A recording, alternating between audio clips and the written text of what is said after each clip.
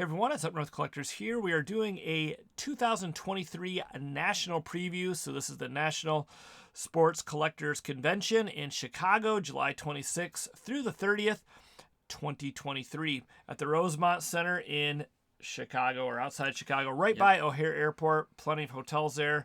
We're going to just give you a little overview of the actual event and some of our history. We've gone to this since 2017. Yes, this will be my 6th year and your 5th national. Yep, I missed last year at Atlantic City, and we've been to what, 3 or 4 in Chicago. This will be our 4th. This will be the 4th. Okay, so we've been to 3 of them. We've been to a lot of the Chicago shows.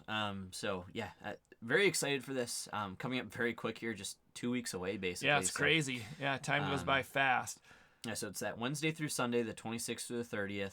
The hours are 4 o'clock for regular entry, or 4 o'clock to 8, I believe, on Wednesday. Yep. Wednesday is a short day, and then it's 10 to 6 all the other days. Yeah, so we'll look at the Sunday. It's 10 to 5. Yeah, we'll look at the schedule, or we'll just look at the schedule too. But here's what you can expect for tickets. So you can purchase your tickets online. There are no VIP passes yet, or the super VIPs. So you can find those not there.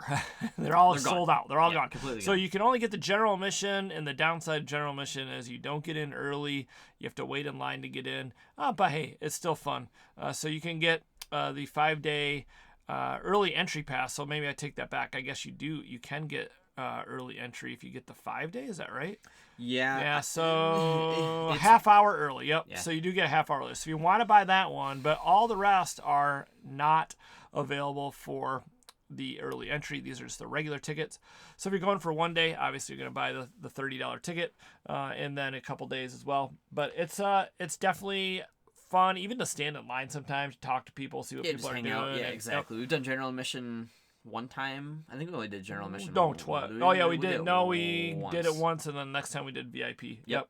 But general admission wasn't bad. But the early entry and just walking, because with VIP you can just walk right in. You have a badge, which is kind of nice. You have to wait in line. So yeah, those things are nice. General admission is not. It's not going to ruin your trip to have general admission. No, definitely, it doesn't really matter that much. So.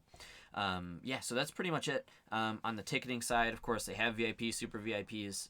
One of the things to think about if you got those VIP passes, is they are going to come with autograph tickets. You get, I think with the VIP package, it was like 10 autograph tickets, free autos. Yeah. The issue is every single person that bought a VIP package has the same autograph tickets. Usually, I should say. And generally, those lines for those autograph signers are very, very long. So if there's someone on there, you absolutely have to do it by all means. But otherwise, it's a long, long wait for what you're doing. So just be aware of that. You're gonna use up a lot of your day at the show, just waiting for that one autograph guest. So just be aware of that at least. So here are the show hours right here. So you can see the times there. And then we go back here. These are some of the signers that will be at the show. So it is a huge list of Hall of Famers and the like. I mean, Lawrence Taylor, Reggie Jackson, like if you just look right here, Reggie Jackson, Montana, Jim Palmer, Kareem. Montana, I mean, the big names.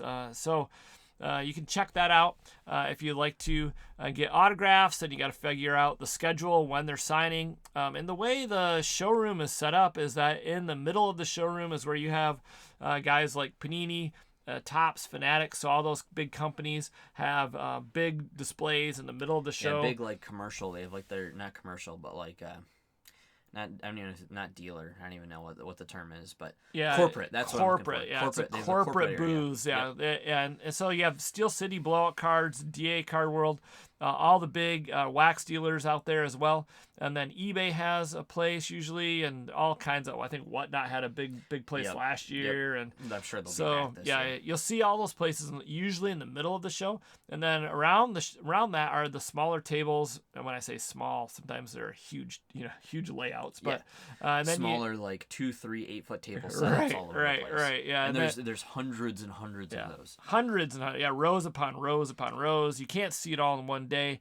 And then on the outside of it is the autograph section, and then there's also the Breaker Pavilion. Yep. So it's big. It's very big. You can't see it in one day. I mean, you'd have to literally run to each table and take a quick glance at the stuff to really try to make it to every table. I mean, even if you just did a leisurely like stroll, you have to sprint. It's 600,000 square feet. That's a lot of cards. So it's a lot of cards. Yeah, there's a lot going on. A lot of cool stuff to see at the National. So that kind of gives you a general overview. Kind of the layout of the actual show. You can actually see on the screen, which I'm pointing to. Of course, you can't see my finger, but so you can see the bridge here. So across the main street here, there's about 6 or 7 hotels that are all grouped together, and there's a bunch of restaurants right behind there. So one of the tips is if you're staying in one of those hotels, you can definitely stay right there literally all 5 days if you want to, and just eat at there's a bunch of different restaurants. A lot of them are really good. We talked about this last time, but the taco place there is pretty solid. I don't remember the name, but I went there very recently. That was really good.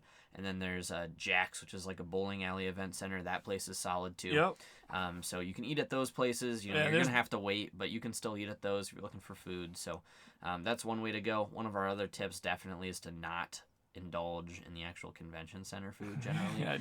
It's been very, very poor. Yes, very lackluster. I mean, the last time that I was there for the Chicago Sports Spectacular. I again witnessed the nacho cheese sauce going on the cheeseburgers. And cheeseburgers, right. So it's quite the interesting cuisine there. It's very expensive. You wait a while. I would stay away. Pack a lunch, pack food, lunch. Eat a big meal at breakfast, eat a big meal at dinner, do whatever you need to do, or leave for lunch, whatever. But I would not recommend eating lunch at the actual show. No, you can usually bring in food. I mean, unless they change the rules, but you can bring in food in your backpack. You can have a backpack with your stuff in it. Wear comfortable shoes. Obviously, general rules of don't be smelly. Just general hygiene person. rules. Just be a regular person. But you can bring in your food and snacks. Food, water. The security there, they don't even check your bags. You just walk right through, basically. Yeah, generally they don't. Yep. And there's a Starbucks within the convention center, so you want coffee. It's a huge line. Yeah, but good luck this year. Yeah, good luck. But you can do that as well. And then the hotels also, some of them have coffee shops in them if you're looking for coffee. And like Luke was saying, you just go outside the convention center, and within a 10-minute walk, you can find a fair amount of restaurants that are fairly reasonably priced. They're not cheap, but they're not expensive. Yeah, so if you're staying right there by the convention center, I'd go with that. We're not even talking about trying to find a place to stay right now because it's already too late pretty much. Yeah, they're all booked unless you can find a cancellation. Yeah, you're going to be like 30 minutes away. So, I mean, that's what we ended up doing because we were kind of lazy with ours and just didn't know who was coming, when we're going, whatever. So we just waited, booked an Airbnb 25 minutes away. So you can still definitely do that, but right by the convention center, there's not much left available or anything at all. So, no. We're kind of skipping over that part of it. Right. So, but you can go. There's a tab right here, hotels. You can check it out. Sometimes people do cancel, you can go ahead and check it out. You might be able to get a deal. Also, another thing to think about is transportation. The hotel's obviously walking distance. Transportation, there's plenty of parking there. The airport is literally like a few blocks away. O'Hare Airport's where see planes flying over all the time. So O'Hare's just right down the corner. You can get your shuttles from the airport to your hotel. Yep. And they probably are even running shuttles to the convention center. I don't know that for a fact, but they may be. If they aren't, there's definitely multiple ways to get to the convention center. There's 1.5 million Ubers at O'Hare, so it's not very difficult to get where you need to go. Yep. But yeah, that's kind of some general just like tips about getting to or what things to do at the show. Yeah. But in terms of some actual show tips, the biggest thing obviously is to take your time the first day and kind of enjoy it. That's the biggest part because there's a lot to see, a lot to do. So definitely just take it in, enjoy it. One of the big things is taking advantage of the free stuff. That's what we do every year. Yes, and free stuff is huge. The promotional packs are just ridiculous every year, and it's weird because not a lot of people really take advantage of them. There's a lot that do, but compared to the amount of people at the show, not that many do. And the promotional packs, I mean, you can buy an $80 hobby box and get a $60 promotional pack for your $80 box. Right. So there's a lot of ways you can kind of balance out the money you spend and trying to make some money off of it or try to break even. And then some of those cards in there sell for big bucks, and they only sell really for the next 2-3 weeks, and after that people kind of lose interest. So sell them while they're hot. And then also you have all the promotions that the companies do. So check out the tables; they'll offer free stuff sometimes. There's or free 1 million raffles. Yeah, raffles. These drawings of various kinds. Breakers do free breaks.